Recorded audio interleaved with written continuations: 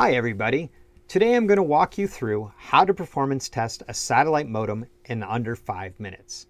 In my previous video, I explained the overall concept and methodology behind how to test satellite network and devices.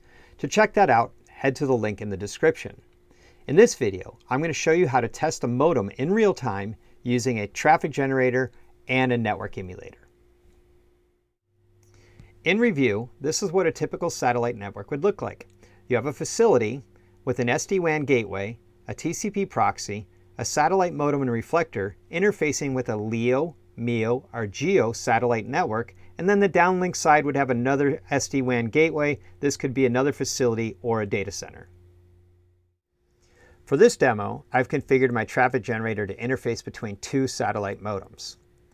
One of my ports on the traffic generator will be plugged into a satellite modem and will generate traffic to emulate what I'm calling Facility 1. The other port on my traffic generator will be plugged into another satellite modem and will behave as the data center. Between these two modems, I've placed a WAN emulator configured to emulate a 100 megabit low Earth orbit satellite network. So now that you understand the lab configuration, let's test the performance and capabilities of these satellite modems using a traffic generator. Okay, so I've logged in and configured my traffic generator to have 4 different types of stream: Zoom conference, voice over IP, web, and mail. Now Zoom and voice over IP are using UDP, and web is using HTTP, and mail is using ICMP. Now I want to make sure that Zoom and voice over IP have a higher priority on the network than web or mail does. So I'm going to click on my IPv4 settings and verify that my DSCP TOS settings are enabled and I have a high priority. AF22 is a very high priority. Let's check voice over IP. That's AF23, so that's even higher priority. And now we have web at AF12 and mail at AF12 as well. So let's go next to configuring our traffic.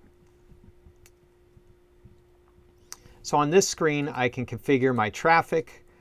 I want to configure this device to look realistic to a real network. So right now, everything is set to be 25%. Now remember, this is a low Earth orbit 100 megabit link.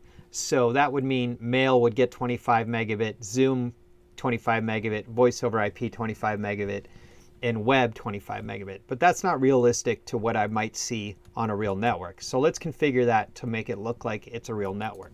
So we'll say 30% Zoom conference, 40% voice over IP, 20% web, and 10% mail.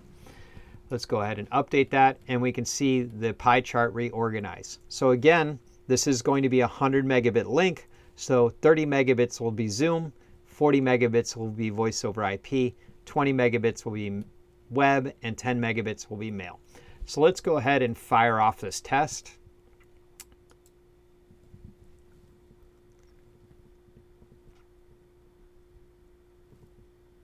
Great, so now we can see the test is running. We see we're sending at 100 megabits and receiving at 100 megabits on both ports. We can also double check that on the dial. So port 0, we can see we're sending at 100 megabits and we're receiving at 100 megabits. Port 1 is sending at 100 megabits and receiving at 100 megabits. And then we have our packets per second graph as well as our throughput. Now what's more important here is our statistics per stream. So let's take a look at that. I'm going to edit this, organize this by port. So we can see that our throughput for Zoom conference is 30 megabits, voice over IP is 40 megabits, web is 20 megabits, and mail is 10 megabits. So this is exactly what we would see, what we would expect to see on that pie chart. We also really want to look at our receive side as well, and that's this column here. So what I'm going to do now is I'm going to log into my WAN emulator and I'm going to back off some traffic, some throughput. So I'm just going to make it 75 megabit throughput here. I'm going to apply that change. And if we go and look at our aggregate statistics, we'll see that take a hit in performance. So here we can see 100 megabits and we're only receiving 75 megabits. Now here, we're sending at 100 megabits and we're only receiving at 75 megabits. So let's verify that these modems are handling the priority correctly. So again, we want to look at our receive bits here.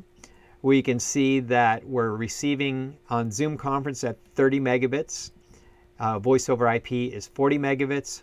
But now we see a hit in traffic on web and mail. We can see that mail is barely getting through and web is now low as well. So now we've verified that the DSCP settings are working on the modem. So let's go ahead and take this back up to 100 megabits and make sure that it can recover and start letting the traffic back through. So let me go ahead and apply that. And let's take a look here.